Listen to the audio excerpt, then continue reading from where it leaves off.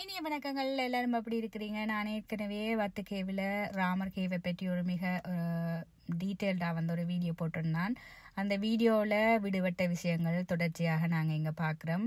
ஆரம்பத்திலேயே போனீங்கள்னு சொன்னால் மிக பிரமாண்டமான ஆஞ்சநேயர், அவரை தொடர்ந்து இந்த விஷ்ணு பரமாத்மா 13 குதிரைகள் பூட்டிய அந்த ரதத்திலே இருக்கிற மாதிரி ஒரு வீடியோ. அதை கடந்து நாங்கள் உள்ளுக்கு போனோம்.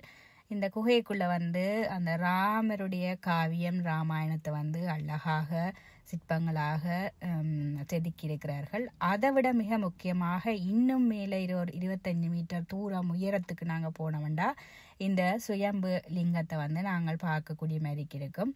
இந்த சுயம்பு லிங்கம் தானாகவே உருவாகி அதில் அருவி எந்த நேரமுமே சொட்டி கொண்டு சிவனை குளிர வச்சு கொண்டே இருக்கிற மாதிரி இயற்கையாகவே அமையப்பெற்றது. மிக ஒரு பெரும்பேறு. அதை காண்பதற்கு நாங்கள் புண்ணியம்தான் செய்திருக்க வேண்டும். அதே போல இந்த விநாயகர் அவரும் தும்பிக்கை நீண்ட செவிகளுடன் அழகாக இயற்கையாகவே இந்த விநாயகரும் சுயம்புவாக உருவாகி இருக்கிறார். அந்த விநாயகரையும் நாங்கள் இங்கே பார்க்கக்கூடிய மாதிரி இருக்கும்.